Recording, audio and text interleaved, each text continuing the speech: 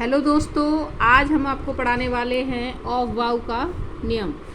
इस नियम को हम आपको इस तरह से पढ़ाएंगे कि आपको एक बार में ही समझ में आ जाएगा। इतने सरल तरीके से पढ़ाएंगे, ट्रिक के द्वारा पढ़ाएंगे, जिससे आपको एक ही बार में समझ आ जाएगा। चलिए इसको हम देखेंगे।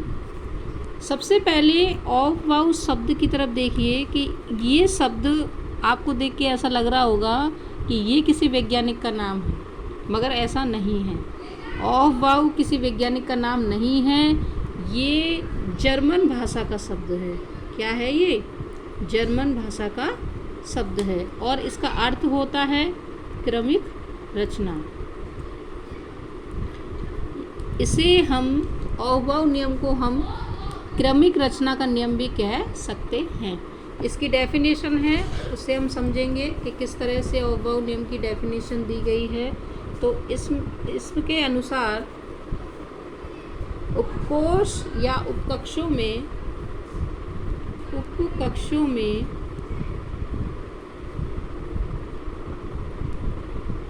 इलेक्ट्रॉन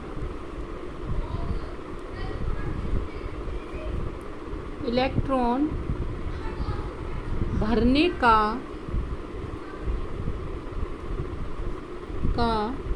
क्रम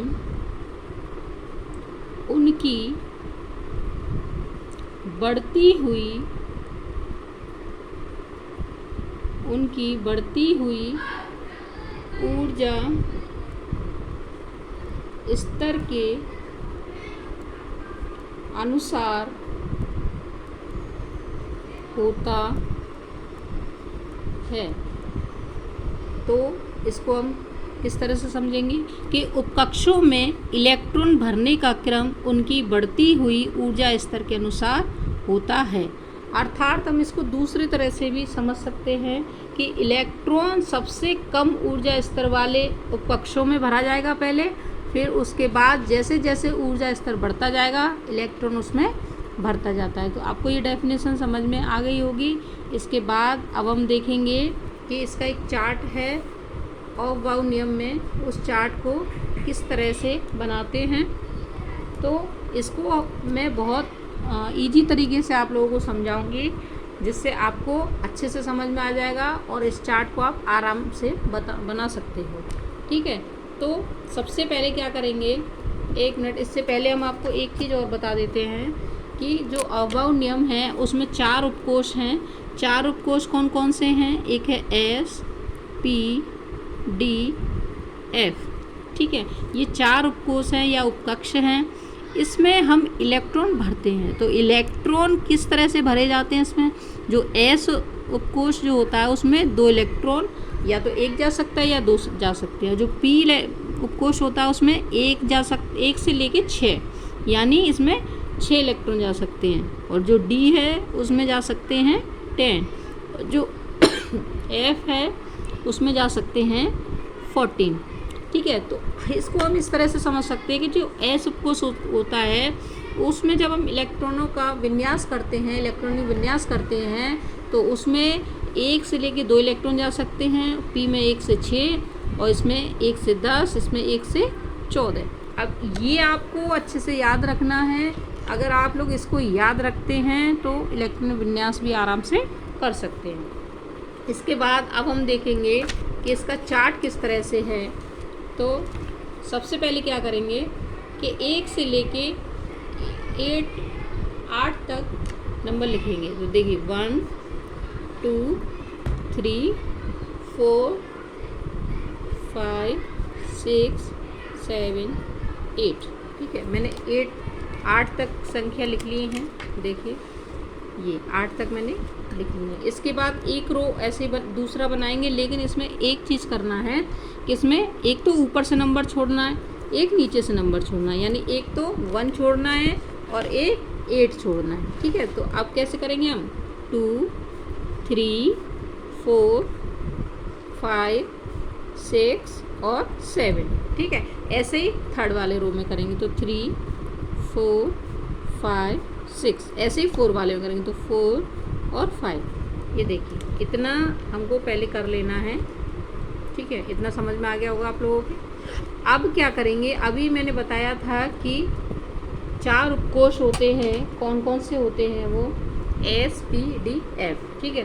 तो अब क्या करेंगे, SPDF को इसमें लिखेंगे। तो सबसे पहला जो रो है इसको नाम दे देंगे S वाला रो, ठीक है, यानी S उपकोष है ये पूरा, क्या है ये S उपकोष का पूरा। दूसरे को देंगे P, तीसरे को देंगे D, इसको देंगे F, ठीक है। तो इस तरह से हमने कर लिया इसको। देखिए, अब देखिए समझने वाली बात, अब देखिए सबसे ज़्यादा अब क्या करेंगे इसमें, अब हम इसको एरो के द्वारा प्रदर्शित करेंगे। देखिए इस तरह से, उसके बाद इसको इस तरह से, फिर ऐसे, इस तरह से करेंगे इसको। अगर हम इसको अच्छे से समझेंगे तो ये हमें पूरा समझ में आ जाएगा, ठीक है। इतना कर लिया। अब क्या करेंगे, इसको इस तरह से तीर बनाएंगे, एरो बना देंगे इसका, ठीक है। अब देखिए, अब इसको करेंगे कैसे, देखिए इसको मान लो ये हेड है और ये क्या है, टेल है। ये हेड है इसका और ये टेल है। तो क्या करेंगे, हेड को टेल से मिला देंगे। क्या करेंगे, हेड को टेल से मिला देंगे। तो मिलाइए, देखिए इस तरह से ये हेड को क्या करेंगे, टेल से मिला देंगे। ये हमने इसको इससे मिला दिया, इसको इससे मिला दिया, इसको इससे मिला दिया। ऐसे ही हम पूरे में कर लेंगे इसको। तो ये देखिए इस तरह से ही इसको पूरा कर लेंगे। ये कर लिया हमने। इतना आप लोगों को समझ में आ गया होगा, आई होप। देखिए इसके बाद अब क्या करेंगे, अब मैंने बताया था आप लोगों को कि ऑफ बाउ का नियम क्या था, उपकक्षों में इलेक्ट्रॉन भरने का क्रम उनकी बढ़ती हुई ऊर्जा स्तर के अनुसार होता है। यानी कि इलेक्ट्रॉन सबसे पहले कम ऊर्जा वाले कोष में प्रवेश करेगा, फिर उससे बढ़ते हुए में, फिर उससे बढ़ता, फिर उससे बढ़ता, जैसे जैसे ऊर्जा स्तर बढ़ता जाएगा इलेक्ट्रॉन उसमें भरते जाते हैं। तो देखिए इसके अनुसार कैसे इलेक्ट्रॉन जा रहा है, यहाँ से देखेंगे सबसे पहले किस में जा रहा है, 1s में। तो यहाँ लिखेंगे 1s, ठीक है। बढ़ते हुए क्रम में लिखना है हमको इस तरह से। तो इसके बाद देखिए क्या आ रहा है, 2s। फिर देखिए इसके बाद क्या आ रहा है, 2p। फिर इसके बाद आ रहा है 3s, फिर आ रहा है 3p, फिर आ रहा है 4s, फिर 3d, फिर 3d के बाद देखिए क्या है, 4p, फिर 5s। तो इस तरह से इसको पूरा कर लेंगे, ठीक है। आप लोग कर लेंगे, इसको समझ में आ गया होगा आप लोगों को, ठीक है। अब देखिए यहाँ पे s है, तो s में मैंने क्या बताया था कि S में इसको करते कैसे हैं। ये देखिए कि जो S है उपकोष, इसमें क्या बताया था कि कितना इलेक्ट्रॉन रह सकता है। तो S में मैंने बताया था 2 रह सकते हैं। तो इसमें कितने जा सकते हैं इलेक्ट्रॉन, 2। P में कितना बताया था मैंने, 6। ये भी S है तो इसमें भी 2 जाएंगे, ये S है तो इसमें 2 जाएंगे, यहाँ 6 जाएगा, यहाँ 2 जाएगा। और ये कितना D, तो D में मैंने क्या बताया था, 10 बताया था। तो इसमें कितने इलेक्ट्रॉन जा सकते हैं, 10 जा सकते हैं। इसी के आधार पे हम इलेक्ट्रॉनिक विन्यास करते हैं। इलेक्ट्रॉनिक विन्यास का वीडियो मैं अगला डालूंगी, उसमें हम अच्छे से समझेंगे कि इलेक्ट्रॉनिक विन्यास किस तरह से करते हैं। आज का वीडियो यहीं तक है बस। अगर आपको ये वीडियो पसंद आया हो तो इसको लाइक करिए और सब्सक्राइब कीजिए और शेयर कीजिए। धन्यवाद।